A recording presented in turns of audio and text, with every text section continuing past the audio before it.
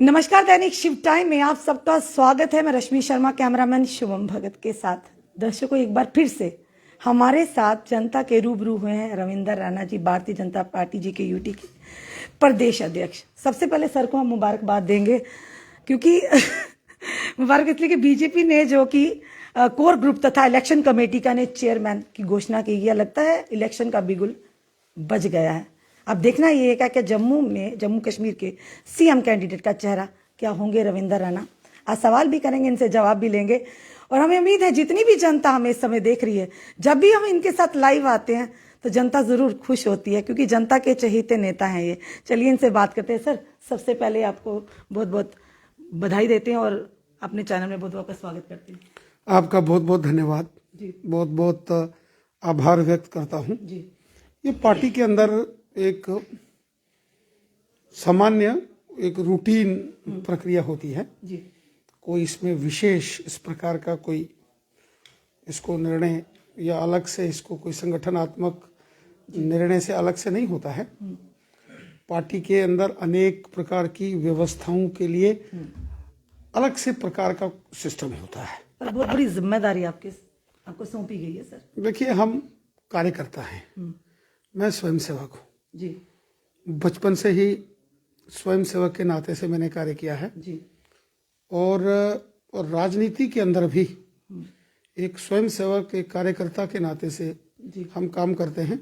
और भारतीय जनता पार्टी का हर एक कार्यकर्ता इसी प्रकार देश और समाज के लिए काम करता है, पार्टी के लिए काम करता है, निष्कपट भाव से, निस्वार्थ भाव से, बिना किसी लोभ लालच के, देश हित में, मातृभूमि के लिए, राष्ट्र हित में, अपने सर्वश्रेष्ठ राष्ट्रीय विचार की मजबूती के लिए हमारा हर एक कार्यकर्ता काम करता है।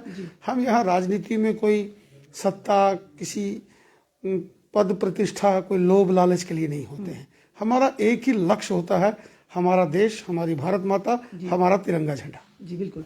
रविंद्र राणा जी, एक जिम्मेदारी तो आप पर बहुत बड़ी जिम्मेदारी है, पर कहीं ना कहीं जनता आपसे उम्मीद रखती है। कभी आप पुंछ में, कभी आप कश्मीर में, कभी आप राजौरी में, मनी इतने एक्टिव हैं आप कि हर जगह आप पहुंच जाते हैं। पर जम्मू की बात करें तो आज जनता आपसे उम्मीद रखती है। हम बात कर रहे हैं एनएचएम की। लगातार पिछले 8 दिन से वो गवर्नमेंट मेडिकल कॉलेज के बाहर बारिश में, ठंड में टेंट लगाकर बैठे हैं। क्या आपने ये नहीं जाना समझा कि एक बार जाकर उनसे बात तो करें? आप जनता के चहेते हैं, जनता आपको सुनना चाहती है। आपसे मुख से निकले हुए एक एक शब्द जनता के दिल में घर घर जाते हैं। तो क्या आपका वहां जाना मुनासिब नहीं था सर? मैं हर उस जगह जाता हूं और हर उस व्यक्ति से मिलता हूं जिसको कोई समस्या हो, परेशानी हो, और मैं हमेशा कोशिश करके, प्रयास करके आम जनता की तकलीफों को दूर करने की भरसक प्रयास करता हूं।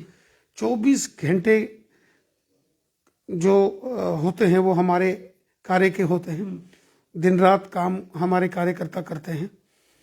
और आपने देखा भी होगा अनेक जगहों पर यहाँ कोई लोग कहीं अपनी मांगों को लेकर कोई प्रदर्शन करते हैं, प्रोटेस्ट करते हैं, धरना करते हैं, कोई भूख हड़ताल करते हैं, तो मैं वहाँ लोगों के बीच में जाता हूँ। और इससे पहले भी बहुत सारे ऐसे मसले हैं, मैंने चाहे गवर्नर साहब हों, लेफ्टिनेंट गवर्नर साहब हों, या इससे पहले भी जो मुख्यमंत्री होते थे, तो लड़ झगड़ के ही सही उनसे हम मसले हल करवाते थे।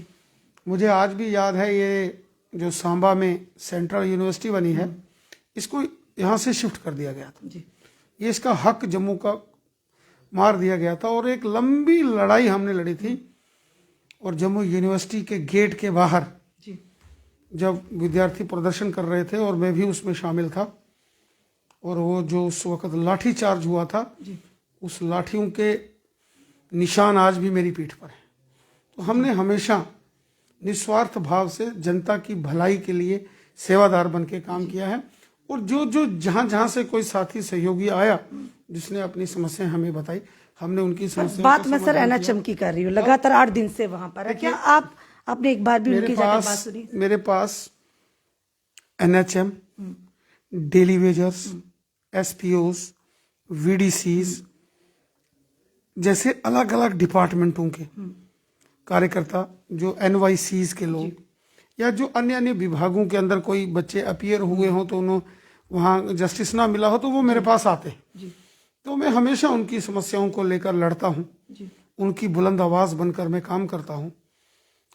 एज एमएलए के नाते से आपने देखा मेरे को 3 साल ही मिले काम करने के लिए, और 3 साल में अपने साथियों के साथ जो भारतीय जनता पार्टी के एमएलए साथी सहयोगी थे, किस प्रकार हमेशा हमने देश और समाज के हित के लिए, जनता के हित के लिए कार्य किए, और हमेशा अपने जो वो लोग जो विक्टिमाइज हुए उनकी एक बुलंद आवाज असेंबली के अंदर भी रखते थे, बाहर भी रखते हैं। आज भी इन तमाम लोगों के बीच आप हमेशा मेरे को पाते हैं।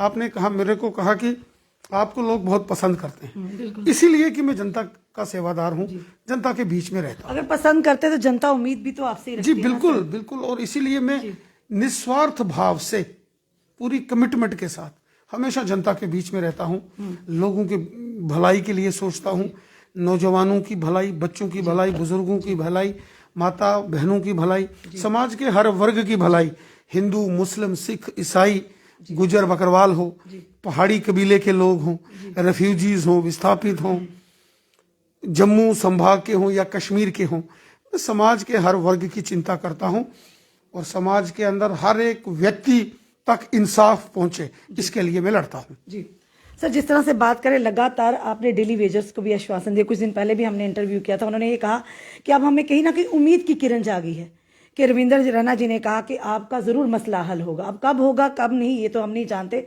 पर कहीं ना कहीं आपकी जो बात कही गई। देखिए, जो डेली वेजर्स हैं और अधिकांश पीएचई डिपार्टमेंट में हैं, और बाकी डिपार्टमेंट पीडब्ल्यूडी में भी हैं, बिजली डिपार्टमेंट में भी हैं, उसमें एमजी नरेगा के तहत रूरल डेवलपमेंट डिपार्टमेंट में हैं, एजुकेशन डिपार्टमेंट में, हर डिपार्टमेंट में 28 डिपार्टमेंटों में हैं, एनवाईसीज हैं।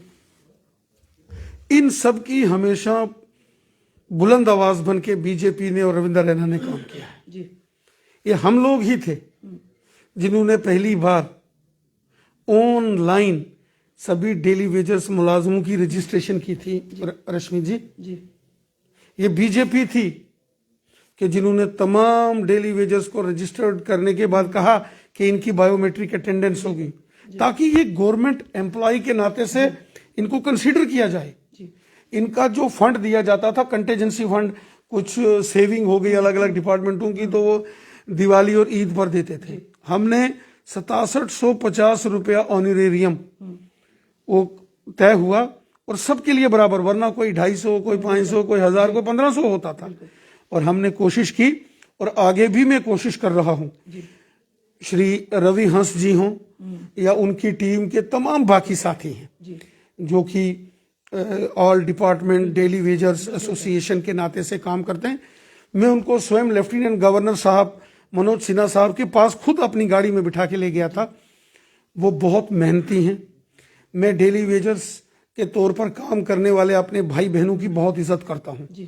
ये रीढ़ की हड्डी हैं हमारे सरकारी तंत्र की। मैंने उनके सामने लेफ्टिनेंट गवर्नर साहब को बोला था, ये एक दिन स्ट्राइक करते हैं तो सरकार का सारा मैकेनिज्म फेल हो जाता है, तो इनके लिए सोचना पड़ेगा। वो गवाह हैं, रवि हंस जी और वो सभी साथी, उनके 8-10 साथियों को मैं ले गया था। तो मेरी कोशिश है कि एनएचएम वाले चाहते हैं हमें कंटिन्यूशन चाहिए, एक्सटेंशन नहीं चाहिए।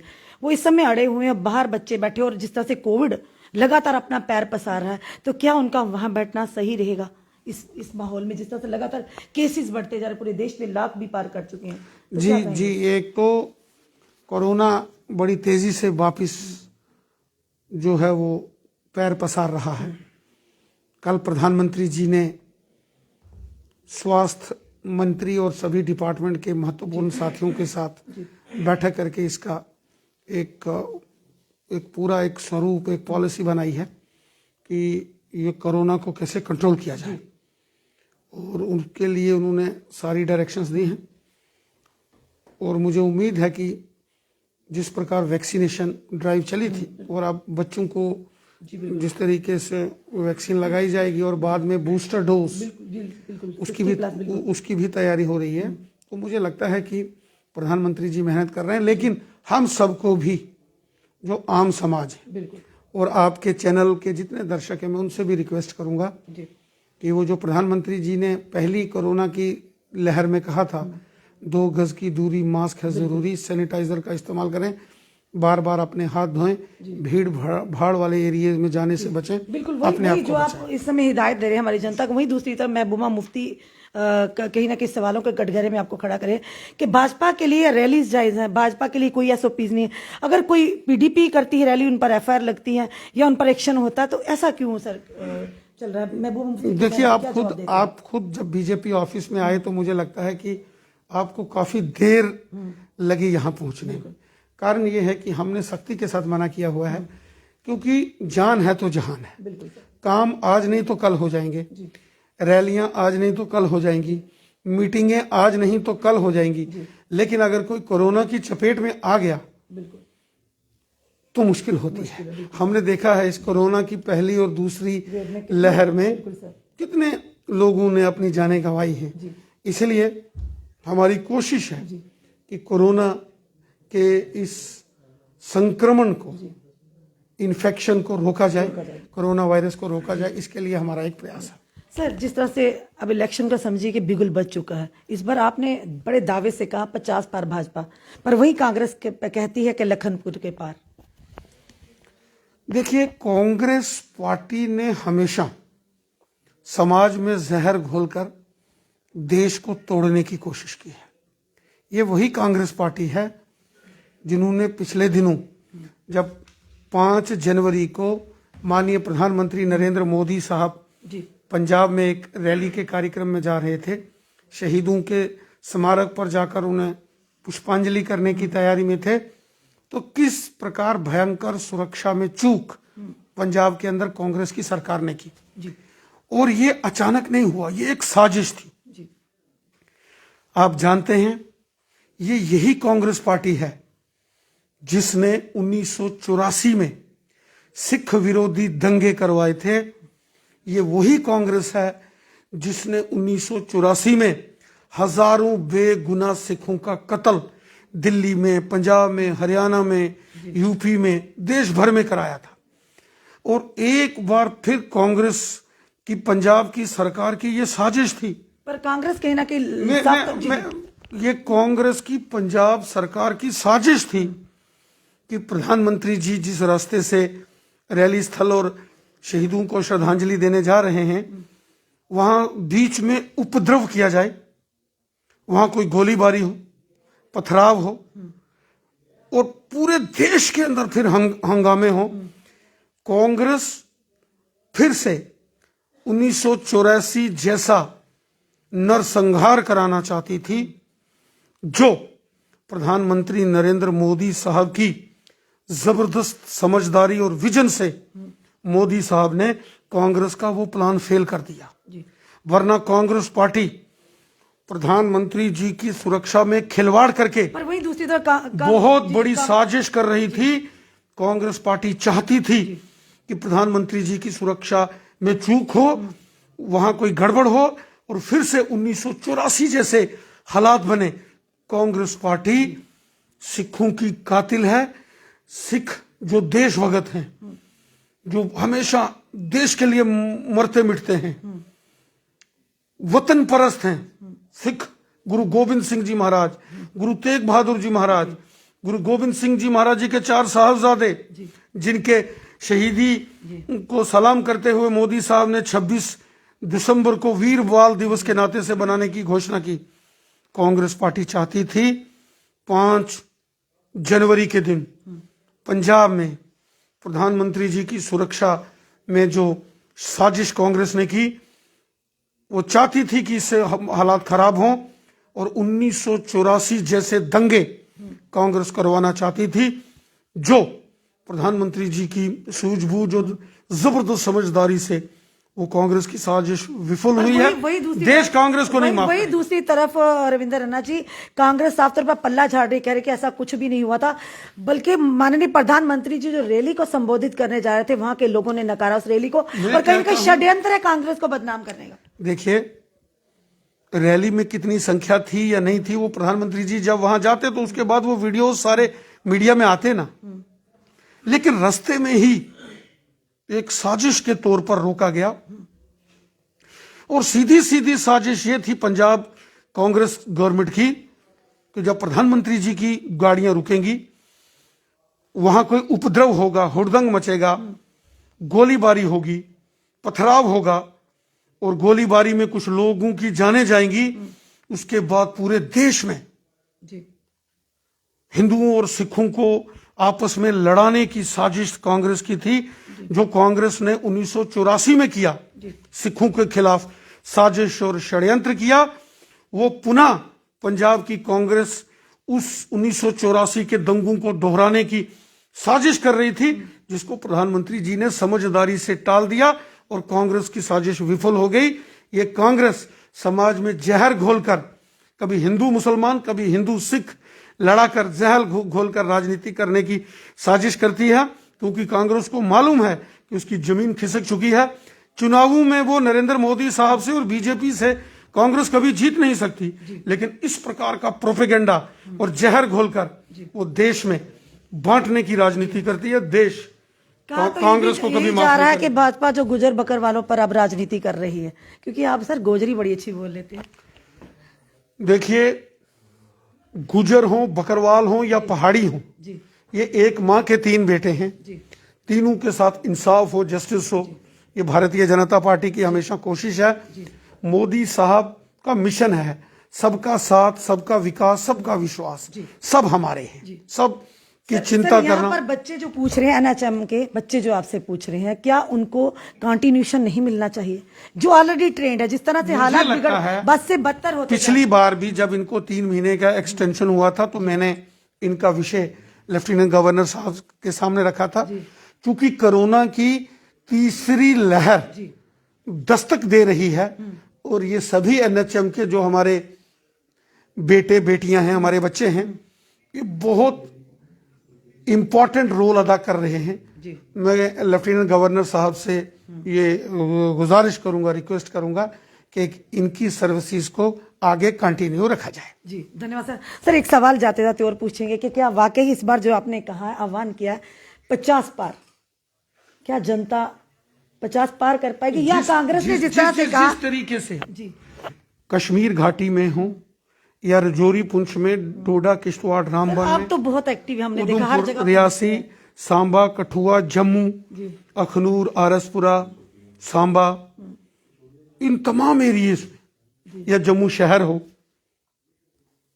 जो भारतीय जनता पार्टी को जनता ने रिस्पांस दिया है और जो मोदी साहब ने काम किए, दूसरी तरफ जनता नाराज भी लग रही है। जो मोदी साहब ने गरीब, मजदूर, किसान, हिंदू, मुस्लिम, सिख, ईसाई सबकी भलाई के काम किए हैं। रश्मि जी, एक जमाना होता था, एक परिवार में कोई बीमार होता था तो हॉस्पिटल नहीं जाते थे कि पैसे लगते हैं। आज 5-5 लाख का आयुष्मान भारत का कार्ड, एक साल में 5-5 लाख मोदी जी ने बनवाए। मुझे लगता है आपने भी जरूर बनाया होगा। बनवाया था, अभी तक मिला नहीं सर। तो भगवान करे आप कभी बीमार ना हो। इसी तरीके से जो जरूरतमंद है सर, मिल रहे हैं, उनको भी दिक्कतें आ रही, बन रहे, हो रहे हैं, इलाज भी हो रहे हैं, पर दिक्कतें भी। आप सुपर स्पेशलिटी जाइए, आपको मोर देन 50% वो लोग मिलेंगे जो प्रधानमंत्री मोदी जी का कार्ड लेके इलाज करा रहे हैं। इसी प्रकार जो मुफ्त राशन 80 करोड़ लोगों को देश में मोदी साहब ने दिया, किसानों के खाते में 6-6 हजार साल में मोदी साहब। अभी भी चल रहा है या बंद हो गया? चल रहा है, नवंबर से तो बंद चल रहा है, अभी एक्सटेंड, मुझे लगता है पहले दीपावली तक मोदी साहब ने घोषणा की थी और फिर क्योंकि कोरोना का लगता है कि फिर से एक प्रभाव जो दिख रहा है, जरूर मोदी साहब सबकी भलाई का काम करेंगे। आखिरी सवाल लास्ट में जाते जाते, क्योंकि समय की कमी रहती है, कि क्या भाजपा के सीएम कैंडिडेट का चेहरा क्या रविंदर रैना होंगे? ये बड़ा सवाल है। देखिए, मैंने पहले कहा मैं एक स्वयंसेवक हूं और मैं प्रचारक रहा हूं कई वर्षों तक। हमने कभी खुद को बनाने के लिए या कुछ बनने के लिए कभी काम नहीं किया। हमारा लक्ष्य, हमारा मिशन, हमारा देश है, हमारी भारत माता है, हमारी मातृभूमि है, हमारा राष्ट्रीय ध्वज तिरंगा झंडा है। हम अपने देश के लिए जीते हैं। हमारा लक्ष्य हमारी मातृभूमि है, भारत को विश्व गुरु बनाना, ये हमारा लक्ष्य है। मुख्यमंत्री भारतीय जनता पार्टी का बनेगा, 50 से ज्यादा सीटें जीतकर अब की बार जम्मू कश्मीर में बीजेपी का चीफ मिनिस्टर होगा, इसमें कोई दो राय नहीं है। लखनपुर पार नहीं होगा, लेकिन कांग्रेस कह रही है। चेहरा कौन होगा ये नहीं पता। ये इंपॉर्टेंट नहीं है, ये इंपॉर्टेंट नहीं है, व्यक्ति इंपॉर्टेंट नहीं है, पार्टी और पार्टी की विचारधारा महत्वपूर्ण है। वो रविंदर रैना होगा या कोई और होगा, बीजेपी का ही होगा। पर इस समय चर्चे तो सर आपके ही हैं काफी सारे, हर जगह पर देखो रविंदर रैना जी, रविंदर रैना जी, रविंदर रैना जी, क्योंकि जब भी बाहर भाजपा के पहुंचते तो यहाँ काफी जमघटा लगा होता लोगों का। कहीं ना कहीं उम्मीद रखते हैं ना आपसे सर, तभी हम आपसे बात करें, क्योंकि उम्मीद जनता, जहां पर उम्मीद हो वही उनका नेता होता, कि आज नहीं तो कल हमारा जरूर भला होगा, हमारा जरूर परेशानियों का समाधान हो। क्या अगर ऐसा होता तो क्या समाधान होगा हम जनता की परेशानियों का? चलिए, मैं आप सबका आभार व्यक्त करता हूं, जो विश्वास जी आपने और जनता ने हमेशा हमारे ऊपर किया है। जी जैसे माननीय प्रधानमंत्री जी ने कहा है, जी जब वो प्रधानमंत्री बने थे, कि मैं प्रधानमंत्री नहीं, प्रधान सेवक हूं। तो सेवादार बनके, सेवक बनके काम करना हमारा मिशन है। जी एक मिशन के साथ हम काम करते हैं, इसमें देश और हमारी जनता है। जी, धन्यवाद। दर्शकों, ये थे हमारे साथ भारतीय जनता पार्टी जेकेयूटी के प्रदेश अध्यक्ष रविंदर रैना जी, जिनसे हमने एनएचएम के सवाल भी पूछे, क्योंकि हमें मैसेजेस भी आ रहे थे। इन्होंने साफ तौर पर कहा ये भी चाहते हैं कि उन्हें एक्सटेंशन नहीं बल्कि कंटिन्यूशन मिला जाए। गवर्नर साहब तक भी ये बात पहुंचाई थी इन्होंने, और साथ ही साथ इन्होंने कहा, हमने इनसे पूछा कि क्या भारतीय जनता पार्टी के सीएम कैंडिडेट का चेहरा क्या होंगे रविंदर रैना जी, पर उन्होंने कहा कि पार्टी की विचारधारा मैटर करती है, और ये जनता और साथ ही साथ पार्टी का कैंडिडेट कोई भी हो, चेहरा कोई भी हो, पर सवाल यह है कि जनता उन पर कितना विश्वास जताती है, पार्टी उन पर किस तरह से विश्वास जताती है। क्योंकि एक बड़ी जिम्मेदारी आज इन पर फिर से होगी कि बीजेपी ने, जो कि इनको कोर ग्रुप तथा इलेक्शन कमेटी का चेयरमैन की भी घोषणा की है, यानी लगता है अब इलेक्शन का बिगुल बज चुका, सियासी गलियारों में फिर से हलचल होना शुरू हो चुकी। अब देखना यह है कि जनता क्या आने वाले समय में जीत का सेहरा भाजपा के सर लगाती है या कोई और सामने उभर कर आता है। अपने कमेंट जरूर कमेंट बॉक्स में दीजिए। इस वीडियो को जितना हो सके शेयर कीजिए। जुड़े रहिए ऐसे हमारे साथ अगले अपडेट के लिए। जय हिंद, जय भारत।